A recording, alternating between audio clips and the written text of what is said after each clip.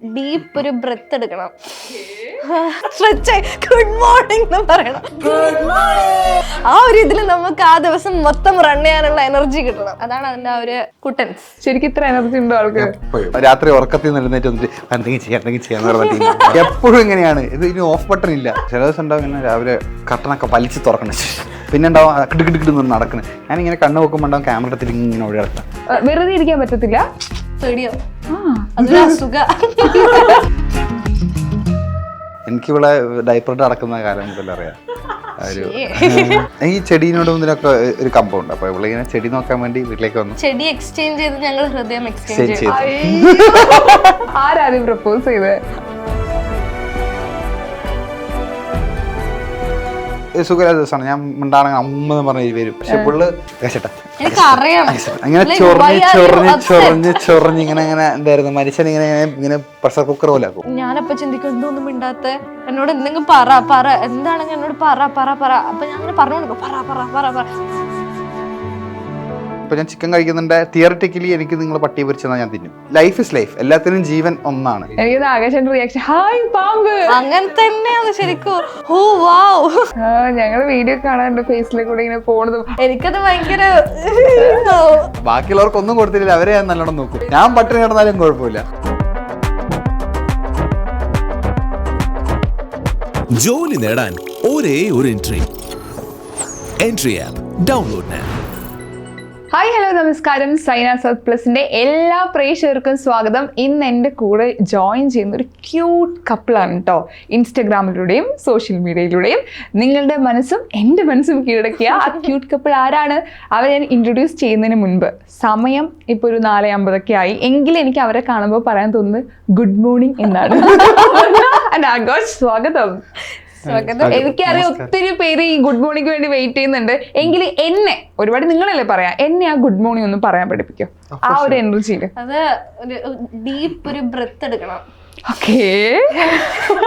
എന്നിട്ട് നമ്മൾ അതെന്താ ആലോചിക്കുന്ന വെച്ചാൽ നമ്മൾ ആ ഗുഡ് മോർണിംഗ് പറയുമ്പോ തന്നെ നമ്മളുടെ നാഡീ ഞരമ്പുകൾ വെളിഞ്ഞു മുറുകിയ ഗുഡ് മോർണിംഗ് എന്ന് പറയണം. ആ ഒരു ഇതിൽ നമുക്ക് ആ ദിവസം മൊത്തം റൺ ചെയ്യാനുള്ള എനർജി കിട്ടണം. ഓക്കേ. ഗുട്ടൻസ്.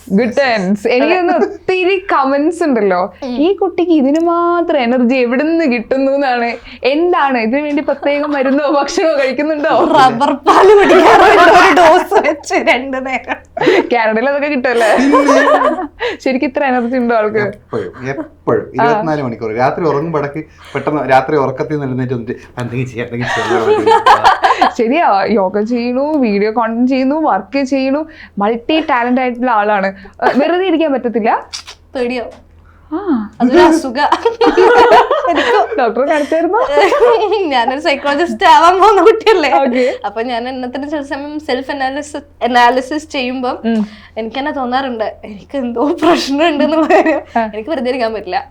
ഒരു സെക്കൻഡ് വെറുതെ ഇരുന്ന് കഴിഞ്ഞാൽ എനിക്ക് ഭയങ്കര പേടിയാവും. ഞാൻ എന്റെ ജീവിതത്തിൽ ഒന്നും ചെയ്യുന്നില്ല എന്നെല്ലാം തോന്നിപ്പോവും.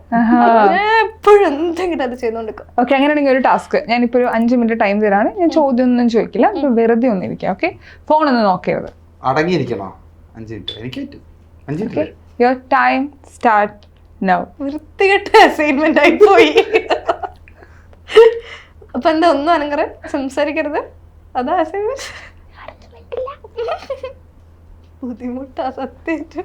പറ്റൂല. എന്റെ ബ്രെയിൻ്റെ ഉള്ളിൽ ഭയങ്കര ചാറ്റർ ആയിരിക്കും.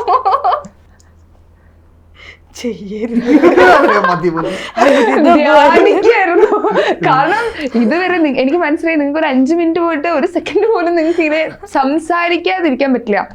ശരിക്കും ഈ എനർജിക്കുള്ള കാരണം എന്താ? കാരണം ഒരുപാട് കാര്യങ്ങൾ ചെയ്യുന്നുണ്ട്. ചിലപ്പോൾ എന്നെയൊക്കെ സംബന്ധിച്ചെടുത്ത് വെറുതെ ഇരുന്ന് അത്രയും സന്തോഷം എന്ന് പറയുന്ന ആളാ. ഇതെങ്ങനെ പറ്റണം? Good question.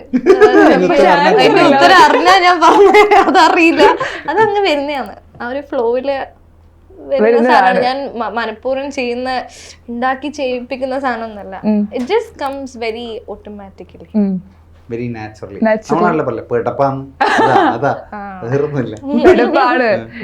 ഇത് തന്നെയാണ് ഏറ്റവും ആകാശം ഇഷ്ടമായ. അത് ശരി, ഇതിനെക്കാട്ടും 10 times പെടപ്പാണ്. എന്നെ കണ്ടിട്ട് അങ്ങനെ തോന്നുന്നില്ലല്ലോ.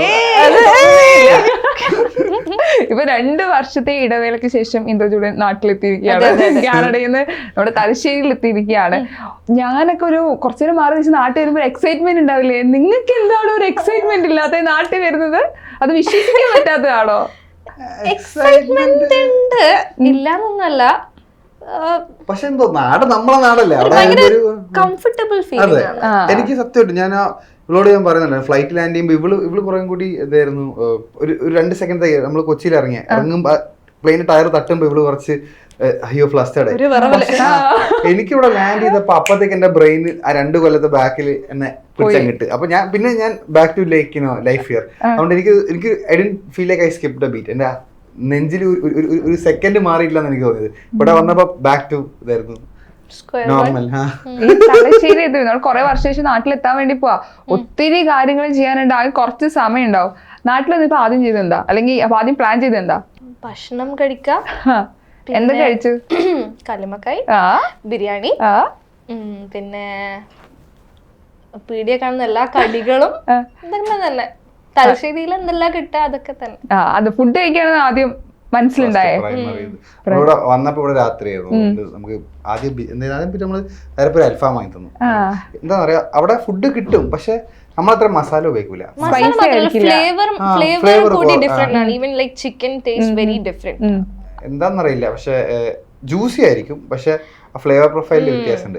ഇവിടെ നമ്മങ്ങനെ എരിഞ്ഞിട്ട് ജ്യൂസ് കൂടി കുടിച്ചാ സെറ്റ് ആണ്. ഫുഡിയുടെ നാടാണ് കേട്ടോ. ഇടയ്ക്കിടയ്ക്ക് നിങ്ങൾ പറയും നമ്മൾ കണ്ണൂരാരെ മീറ്റ് ചെയ്ത ഒരു സന്തോഷമുണ്ട്. ആ വൈബ് പെട്ടെന്നായിട്ട് കണക്ട് ആവുന്നുണ്ട്. ശരിക്കും നമ്മളിപ്പം വീഡിയോസിൽ കാണുന്ന ഒരു ആഭരണമുണ്ട്. ശരിക്കും ഉള്ള ആഭരണം എങ്ങനെയാ? ഇതേപോലെ തന്നെ ഇവിടെ എങ്ങനെ ചെയ്തു? ചിലപ്പോ ഈ റീൽ ആൻഡ് റീൽ എന്നൊക്കെ പറഞ്ഞ ശരിക്കും നമ്മുടെ ശരിക്കുള്ള ക്യാരക്ടർ പുറത്തേക്ക് കൊണ്ടുവരാറില്ലല്ലോ. അപ്പൊ നമുക്ക് ഡൗട്ട്, ശരിക്കും ഇതാണോ? എപ്പോഴും ഇങ്ങനെയാണ്. ഞാൻ വേണേ ബിഹൈൻഡ് ദ സീൻ എപ്പോഴും ഇങ്ങനെയാണ്. ഇത് ഇനി ഓഫ് ബട്ടൺ ഇല്ല. ഇത് കഷ്ടമാണ്. ഇതിന് കീ ഇട്ട് വിട്ട ഇത് അങ്ങനെ തന്നെയാണ്. എനിക്ക് അങ്ങനെ ഇഷ്ടമല്ല. ഒരു സ്ഥലത്ത് ഒരു പേഴ്സണാലിറ്റി, വേറൊരു സ്ഥലത്ത് വേറൊരു പേഴ്സണാലിറ്റി എടുക്കുമ്പോ എനിക്ക് കുറച്ച് കഴിഞ്ഞാൽ എനിക്ക് തന്നെ ഗിൽട്ട് അടിക്കും. ഞാൻ എന്താ അങ്ങനെ ചെയ്യുന്ന വിചാരിച്ചത്. അതുകൊണ്ട് എല്ലാ സ്ഥലത്തും എല്ലാവരുടെ അടുത്തും ഞാൻ ഇങ്ങനെ തന്നെയാണ്. ഒരു ദിവസം എങ്ങനെ ശരിക്കും ആകാശേട്ടൻ പറയൂ. ശരിക്കും നിങ്ങൾ ഒരുമിച്ച് താമസിക്കുന്ന സമയത്ത് ഇത്രയും ആക്റ്റീവ് ആയിട്ടുള്ള, പറയുന്ന പോലെ ആകാശേട്ടനും ചെറുതൊന്നല്ല എങ്കിലും ഇത്രയും എക്സ്ട്രോവേർട്ട് ആയിട്ടുള്ള 2 പേരുടെ ഒരു ലൈഫ് എങ്ങനെയാ ശരിക്കും?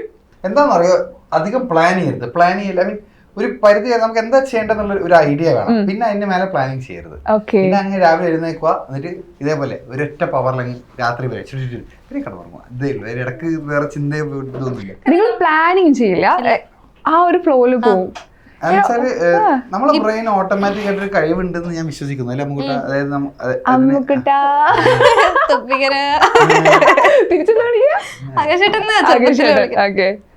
അമ്മുക്കുട്ട പറയൂ. അല്ല, പ്ലാൻ ചെയ്യാറില്ല.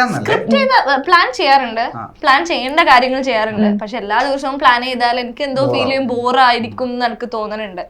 സോ അങ്ങനെ എല്ലാ ദിവസവും ഒന്നും പ്ലാൻ ചെയ്യലൊന്നുമില്ല, ചെയ്യാറില്ല. ആ ഒരു ഇതില് പോവാറുണ്ട്. ഇപ്പൊ എന്തെങ്കിലും ചെയ്യണം എന്ന് തോന്നി ഇപ്പൊ ചെയ്യും. അതാണ്. പക്ഷെ നിങ്ങളെ കാണുമ്പോഴേ, നിങ്ങളുടെ വീഡിയോസ് കാണുമ്പോൾ ഒത്തിരി പേര് ഇപ്പൊ എനിക്ക് തോന്നിയ ഫീൽ പറയാ, ഷോ ഇത് ഒരു കപ്പിൾസ് അല്ല, ഒരു ഫ്രണ്ട്സ് നമ്മള് സംസാരിക്കുക അതുപോലെ ഞങ്ങൾക്ക് ഫീൽ ചെയ്യാം. എനിക്കത് ഇന്നത്തെ കാലത്ത് അത്തരത്തിലൊരു റിലേഷൻഷിപ്പ് ഉണ്ടാവാം, അത് സക്സസ്ഫുള്ളി പോവാ. ടച്ചുണ്ട്, കണ്ണു വെക്കരുത്. അത് പോവാന്ന് പറയുന്നത് വലിയൊരു കാര്യമാണ്. ശരിക്കും നിങ്ങളുടെ ലവ് സ്റ്റോറി ഞങ്ങൾക്ക് അറിയില്ല, ഞാൻ കേട്ടിട്ടില്ല. എനിക്കത് നിങ്ങളുടെ ആ ഒരു ഐക്യം കണ്ടിട്ട് എനിക്കത് എങ്ങനെയാണ് നിങ്ങൾ കണ്ടുമുട്ടിയത് എന്ന് അറിയാൻ ഒരു ക്യൂരിയോസിറ്റി ഉണ്ട്. ഇവളെ എനിക്ക് ചെറുപ്പം മുതലേ അറിയാം. ഇവള് ഒരേ നാട്ടുകാര്. എന്റെ അച്ഛന്റെ ഇവളുടെ അച്ഛന്റെയും പ്രൊഫഷൻ ഒരേതായിരുന്നു. അപ്പൊ ചെറുപ്പത്തില് ഞാൻ ഇവളെ കാണലുണ്ട്. എനിക്ക് ഇവിടെ ഡൈപ്പറിട്ട് നടക്കുന്ന കാലം. ഇവളുടെ ബ്രദറും ഞാനും നല്ല ഫ്രണ്ട്സ് ആയിരുന്നു. പിന്നെ ഇവക്ക് തന്നെ പണ്ടേ ചെറുപ്പത്തില് ആകാശായിട്ടാണ് അങ്ങനെയാണ് വിളിക്കുന്നത്. അങ്ങനെയാണ്, അതുകൊണ്ടാണ് ഇപ്പോഴും അങ്ങനെ തന്നെ വിളിക്കുന്നത്. പെട്ടെന്ന് ഫ്ലിപ്പായിട്ട് ഹേ ആകാശ് എന്ന് വിളിച്ചു കഴിഞ്ഞാൽ വിളിച്ച് ശീലിച്ചതുകൊണ്ട് അത് കേട്ട് എനിക്ക് ശീലമായി. ഇപ്പൊ നാട്ടുകാരെല്ലാം ആകാശായിട്ടാണ് വിളിക്കുന്നത്. ഇപ്പൊ ഞങ്ങൾക്ക് അങ്ങനെ വിളിക്കാനേ തോന്നുന്നു. നമ്മുടെയൊക്കെ സ്വന്തം ആൾക്കാരാണ് കണ്ട് പറയണ്ടേ? എല്ലാരും ഇപ്പൊ അങ്ങനെയാ. പെട്ടെന്ന് ഞാൻ ഈ അടുത്ത് ഒരു പയ്യനോട് എന്നിട്ട് ആകാശട്ടാ കല്യാണിക്ക് സുഖല്ലേ, ലൈക്ക് ആകാശേട്ടൻ പറയണേന്നൊക്കെ. അങ്ങനെ വന്ന് പറയാം ആകാശേട്ടൻ.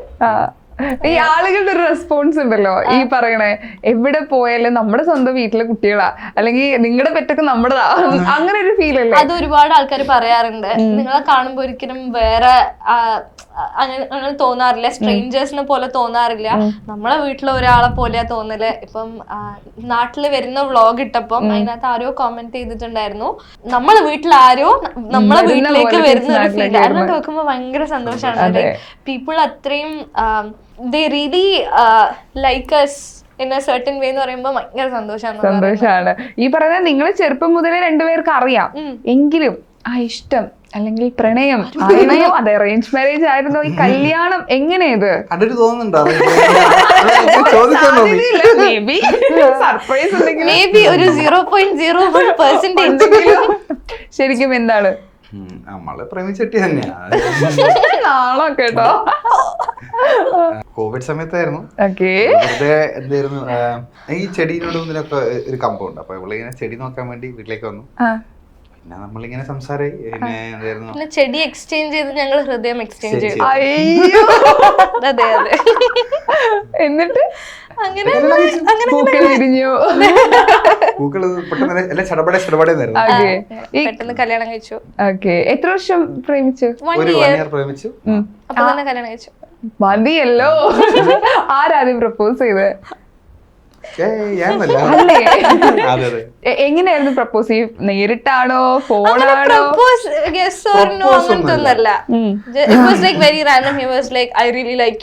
ട്രഡീഷണൽ ലവ് സ്റ്റോറി എന്ന് പറഞ്ഞാൽ അതിന് അതേപോലെ ഇടാൻ പറ്റുമെന്ന് എനിക്ക് തോന്നുന്നു.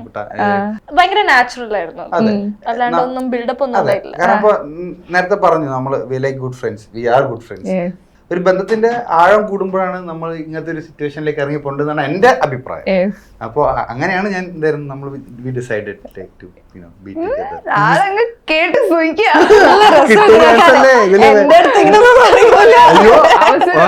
പൊന്തി പോകൂലേ, ചെയ്യരുത്. ഇതിപ്പോ 2K90s ഇപ്പൊ എല്ലാത്തിനും ഉണ്ട്. നമുക്ക് അവര് പറയുന്ന വേർഡ്സോ അല്ലെങ്കിൽ അവർ പറയുന്ന കാര്യങ്ങളൊന്നും മനസ്സിലാവില്ല, അവരുടെ ടേസ്റ്റ് ഭയങ്കര ഡിഫറെന്റ് ആണെന്ന് പറയാറുണ്ട്. പക്ഷെ കപ്പിൾസിൽ വരുമ്പോഴേ എങ്ങനെയുണ്ട് അത്, ആ പ്രോസസ്സിങ് എങ്ങനെയാ? എനിക്ക് ഏറ്റവും കൂടുതൽ തോന്നിയിട്ടുള്ള എന്താ വെച്ചാൽ എന്റെ ചൈൽഡ്ഹുഡിലുള്ള ഇപ്പൊ കാർട്ടൂൺസ് കാര്യങ്ങളെല്ലാം is very different from what he experience. അപ്പൊ ഞാൻ ചെറുപ്പത്തിൽ കണ്ട കാർട്ടൂൺസ് എന്തൊക്കെയാന്ന് വെച്ചാൽ ഓസ്വേൾഡ്, നോഡി, തോമസ് ആൻഡ് ഫ്രണ്ട്സ്, ഞങ്ങള് ടോം ആൻഡ് ജെറി, ഇതൊക്കെ ഞാൻ അങ്ങനത്തെ കാർട്ടൂൺസ് ആണ് കണ്ടത്. ബട്ട് ഐ തിങ്ക് നമ്മൾ കണ്ട കുറച്ചുകൂടി different. SWAT Cats, Powerpuff Girls, Dexter's Lab, Johnny Bravo, ഇത് കാർട്ടൂൺ നെറ്റ്വർക്കിൽ വരണാണ്. പിന്നെ ശക്തിമാൻ, അതൊന്നും കണ്ടിട്ടില്ല. അപ്പൊ അങ്ങനത്തെ കുറച്ച് ഡിഫറൻസസ് ഉണ്ടാവാറുണ്ട്. ഡെഫിനറ്റ്ലി ആ ഒരു ജനറേഷണൽ ഗ്യാപ്പ് ഇടയ്ക്ക് ഫീൽ ചെയ്യാറുണ്ട്. ചില കാര്യങ്ങൾ പറയുമ്പോ എനിക്ക് മൂപ്പർ എന്താ പറയുന്നത് എനിക്ക് മനസ്സിലാവില്ല, ആ ഒരു ലെവൽ എന്തെന്ന്. എനിക്ക് താഴെ പെങ്ങളുണ്ട്, അതുകൊണ്ട് I am used to this. ഇതെല്ലാം ഞാൻ കണ്ടിട്ടുണ്ട്. ഞാൻ എന്തെങ്കിലും പോയി പോക്കിമോൺ എനിക്ക് ഭയങ്കര ഇഷ്ടമായിരുന്നു. ഇതെല്ലാം പോയി കാണാനിരിക്കുമ്പോ എന്റെ സിസ്റ്റർ ഇങ്ങനെ പോയിരുന്ന് TV കളിച്ചുകൊണ്ടിരിക്കുന്നുണ്ടാവും. അപ്പൊ ഇവള് പറയുന്ന ചില നേരത്തെ അമ്മ പറയും, മിണ്ടാണ്ട് അവള് കാണുന്നത് കണ്ടോ ഇല്ലേ, അവളെ കരയിക്കാണ്ടിരിക്കാൻ വേണ്ടി. അപ്പൊ അത് കണ്ട് എനിക്ക് ഇവിടെ പറയുന്നതൊക്കെ എനിക്കറിയാം, പക്ഷെ എനിക്ക് ഞാൻ പറയുന്ന അറിയില്ല. ഇപ്പൊ സംസാരിക്കുന്ന സമയത്ത് പോലും ഞാൻ കുറച്ചു നേരത്തെ മിണ്ടാതിരിക്കാൻ പറയുമ്പോഴത്തേക്ക് ആകാശേട്ടൻ ലൈക്ക് ഇങ്ങനെ ഒബ്സർവ് ചെയ്യായിരുന്നു ആളെ, ഫേസിലേക്കാ നോക്കുന്നത്. കാമാക്കാൻ പറ്റുള്ള ഒരു ഫേസ് ആണോ അത്? ഇതോ പിന്നെ അവളവിടെ കിടന്ന് എന്താന്ന് വെച്ചാൽ കാട്ടും, ഞാൻ എന്താ വെച്ചാൽ എനിക്ക് കാട്ടും. ഞാൻ അവളെ കാമാക്കാൻ പോവാറില്ല, കാരണം അത് പറ്റൂല. ഇതാണ് എനിക്ക് ഇഷ്ടപ്പെട്ടതൊക്കെ, ഇതാ ഇങ്ങനെ തന്നെ മതി എന്നൊക്കെ. എങ്ങനെയാണോ ഒരു ഇൻഡിവിജ്വൽ അത് തന്നെ അങ്ങനെ ആവുന്നതാണ് നല്ലത് എന്ന് എനിക്ക് എപ്പോഴും തോന്നിയിട്ടുണ്ട്. Like I shouldn't be like changing another person. ശരിയാ, പക്ഷെ ഇത് എപ്പോഴും ഇതുപോലെ തന്നെ പോട്ടെ. കാരണം ആ ഒരു കണക്ഷൻ നമുക്ക് ഇപ്പോഴേ മനസ്സിലാവും, ഒരു വേവ് ലെങ്ത് കറക്റ്റ് ആയിരുന്നു. സോൾമേറ്റ് നിങ്ങൾ തമ്മിലാണ് ഒന്നിക്കേണ്ടതൊക്കെ. ഇപ്പം വീഡിയോസ് ചെയ്ത് തുടങ്ങിയ സമയത്ത് എനിക്കൊന്ന് യൂട്യൂബിൽ കാളും ഇൻസ്റ്റാഗ്രാമിലെ വീഡിയോ ചെയ്യണേ. യൂട്യൂബിൽ ഇപ്പോഴാണ് കുറച്ച് ആക്റ്റീവായിട്ട് ബ്ലോഗ്സ് ഒക്കെ വരുന്നത്.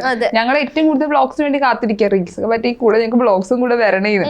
ഈ ഓരോ വീഡിയോസ് ചെയ്യുന്നതിനുള്ള ഒരു പ്രിപ്പറേഷൻ എങ്ങനെ ശരിക്കും? ഉണ്ടാവില്ല, അതൊന്നുമില്ല.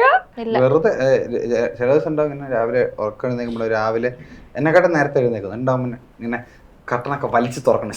പിന്നെ ഉണ്ടാവും കിടുകിടുകിടുന്ന് നടക്കണം. ഞാനിങ്ങനെ കണ്ണ് നോക്കുമ്പോൾ ഉണ്ടാവും ക്യാമറ എടുത്തിട്ട് ഇങ്ങനെ ഓടി നടക്കണം. തുടങ്ങും രാവിലെ ഇടയ്ക്കൊരു മൂഡ് വരും. ചില ദിവസം പൊതിച്ച് മുടി അവിടെ ഞാനത് ഇമാജിൻ ചെയ്യാ.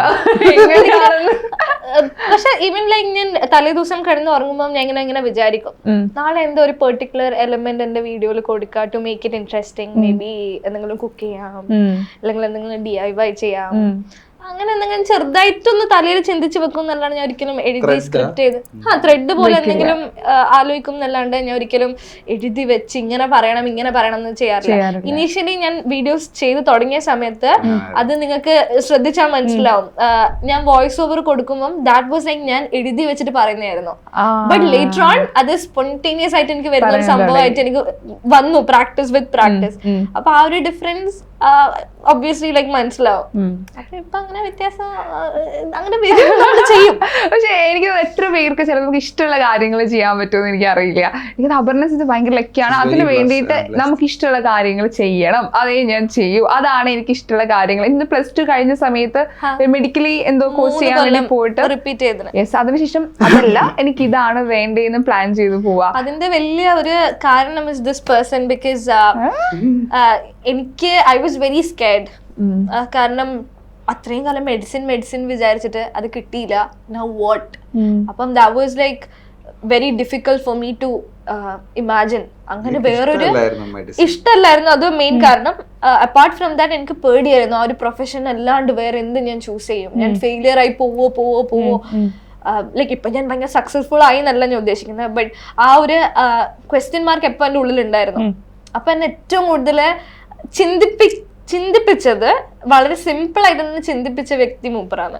അപ്പൊ he was that one person who actually told me that നിനക്ക് കുറച്ച് ക്രിയേറ്റീവ് ആയിട്ടുള്ള കാര്യങ്ങൾ ചെയ്താലും you can do something in life. It's not just medicine. കാരണം നമ്മൾ രണ്ടാളും ആ ഒരു കമ്മ്യൂണിറ്റിയിൽ നിന്നാണ് വരുന്നത്. അപ്പോ നമ്മളുടെ ചുറ്റുമുള്ള എല്ലാവരും ഇപ്പൊ ഡോക്ടറിന്റെ മക്കളാണെങ്കിൽ ഡോക്ടർ ആയിരിക്കും. It's like that. അപ്പം it was very difficult for me to come outside of that box. മൂപ്പറാണ് എന്റെ sole reason for me to just like come out. നിങ്ങൾ ഇത്രയും മേഡ് ഫോർ ഈച്ചർ ആയിട്ടുള്ള ഒരാളെ കാണുമ്പോൾ എനിക്ക് എന്തായാലും 2-3 ചോദ്യങ്ങൾ ചോദിക്കാൻ തോന്നും. മേഡ് ഫോർ ഈച്ചർ ഒരു ഗെയിം കളിച്ചാലും ഓക്കെ, സത്യസന്ധമായിട്ട് കളിക്കാം. ഞങ്ങൾ 100% സത്യസന്ധമായിട്ടാണ് കാണുമ്പോൾ. ഓക്കെ, അങ്ങനെയാണെങ്കിൽ അപർണയുടെ ബെസ്റ്റ് ഫ്രണ്ട്? രണ്ട് ഫ്രണ്ട്സ് ആണല്ലോ ബെസ്റ്റ് ഫ്രണ്ട്സ്. ആണോ? പക്ഷെ ഇത് എവിടെയെങ്കിലും എഴുതിപ്പിക്കണം തോന്നുന്നു, അല്ലെങ്കിൽ ഇവര് എഴുതിപ്പിച്ചാലും സെയിം ആയിരിക്കും. അങ്ങനെയാണെങ്കിൽ ആകാശേട്ടന് ഒട്ടും ഇഷ്ടമില്ലാത്തൊരു കാര്യം? ഒട്ടും ഇഷ്ടമില്ലാത്ത കാര്യം അത് എവിടെ പോലും ഞാൻ പറയും പാത്രം കഴുകുന്നതെന്ന്. ഇങ്ങനെ വീട്ടിലെ ജോലികളൊക്കെ 50-50 ഇഷ്ടമുള്ള കാര്യങ്ങൾ ഞാൻ ചെയ്യും. പക്ഷെ ആകാശന് പാത്രം കഴിക്കുന്നതെന്ന് വെച്ചാൽ എന്തോ ഒരു അലർജി പോലെയാണ്. ഇഷ്ടമല്ല. ഇവിടെ നിന്ന് കഴുകുവേ. ഇവിടെ നിന്നാണ് നമ്മൾ പൈപ്പ് തുറന്നു വിടുമ്പോ ലൂക്കോം വാട്ടറാണ്, നല്ല ഇളം ചൂട്. ഐ മീൻ തണുപ്പല്ല. അവിടെ പൈപ്പ് തുറക്കുമ്പോ ഇങ്ങനെ മൈനസ് ഇങ്ങനെ തണുത്തുള്ളൂ, ഐസുള്ളൂ. അതിരുന്ന് പാത്രം കഴുകുക ഒരു രസമില്ല. ചൂടുവെള്ളം വരും. ചൂടുവെള്ളം ഉണ്ട്, പക്ഷെ ചൂടുവെള്ളം തുറന്നിട്ട് നമുക്ക് ആ കറക്റ്റ് ഒരു നല്ല ടെമ്പറേച്ചർ കിട്ടില്ല. ഓക്കെ, അങ്ങനെ ചോദിക്കുകയാണെങ്കിൽ അപ്പൊ അതാണ് പാത്രം കഴുകുന്ന ഇഷ്ടമല്ല. ഓക്കെ, അപർണയ്ക്ക് പെട്ടെന്ന് ഇപ്പം ഭയങ്കര ആക്റ്റീവായിട്ടിരിക്കുന്ന ഒരു അപർണയാണല്ലോ നമ്മൾ കാണണേ. അപർണയ്ക്ക് ഒരു വേറൊരു ഫേസ് ഉണ്ടല്ലോ, അതായത് നമ്മൾ കാണാത്ത, അല്ലെങ്കിൽ ഇതുവരെ നമ്മൾ കാണാത്ത, അല്ലെങ്കിൽ പെട്ടെന്ന് ഇമോഷണലി ബ്രേക്ക് ആവുന്നത്, അല്ലെങ്കിൽ പെട്ടെന്ന് വിഷമം വരുന്നത് ഏത് കാര്യം, അല്ലെങ്കിൽ എന്ത് സംഭവിക്കുമ്പോഴാണ്, അല്ലെങ്കിൽ എന്ത് സംഭവിക്കാൻ പോകുമ്പോഴാണ്? ഞാൻ മിണ്ടാണ്ടിരിക്കുമ്പോ ഭയങ്കര വിഷമം. എനിക്ക് സൈലന്റ് ആയിട്ട് ഒരാൾ ഇരിക്കുന്നത് തീരെ ഇഷ്ടമല്ല. അപ്പം but the thing is like I should when there is A tough situation ഞാൻ ഒരാൾക്ക് കുറച്ച് സ്പേസ് കൊടുക്കണ്ടേ. എനിക്കത് ഭയങ്കര എന്റെ ഒരു ബാഡ് ഹാബിറ്റ് ആണ് അത്. ലൈക്ക് ഞാനപ്പൊ ചിന്തിക്കും എന്തോന്നും മിണ്ടാത്ത, എന്നോട് എന്തെങ്കിലും പറ എന്താണെങ്കിൽ എന്നോട് പറ. അപ്പൊ ഞാൻ അങ്ങനെ പറഞ്ഞു കൊടുക്കും പറ. എന്റെ വളരെ ബാഡ് ഹാബിറ്റ് അതാണ്. അവിടെ ഞാൻ ഭയങ്കര എന്താ പറയാ സൈലന്റ് ആയിരിക്കില്ല. എന്തെങ്കിലും പ്രശ്നമാണെങ്കിൽ പറഞ്ഞപ്പോഴും തീർക്കണം എന്നുള്ളൊരു മെന്റാലിറ്റി ആണ് എന്റെ. പക്ഷെ എന്റെ നേരെ വിളിട്ടാണ്. എനിക്ക് എന്തെങ്കിലും മൂപ്പർ പറഞ്ഞിട്ട് ദേഷ്യമാണെങ്കിൽ എനിക്ക് എത്ര നേരം വേണമെങ്കിലും ഞാനിടയ്ക്ക് ഇങ്ങനെ എന്തെങ്കിലും ചെയ്തപ്പോലെ I had a bad day at work. ജോലിക്ക് പോയി എനിക്ക് എന്തെങ്കിലും ഇഷ്ടമായില്ല, ആരെങ്കിലും പറഞ്ഞു അല്ലെങ്കിൽ സുഖമില്ല ദിവസമാണ്, ഞാൻ ഉണ്ടാണെങ്കിൽ അമ്മ പറഞ്ഞ് വരും. അപ്പൊ 2 മിനിറ്റ് വെറുതെ വിട്ടാൽ മതി. പക്ഷെ പുള്ള് ചൊറിഞ്ഞിങ്ങനെ എന്തായിരുന്നു മനുഷ്യൻ ഇങ്ങനെ പ്രഷർ കുക്കർ പോലെ. അത് മാത്രമേ ഉള്ളൂ, വേറെ കുഴപ്പമൊന്നുമില്ല. നല്ല കാര്യം കൂടി.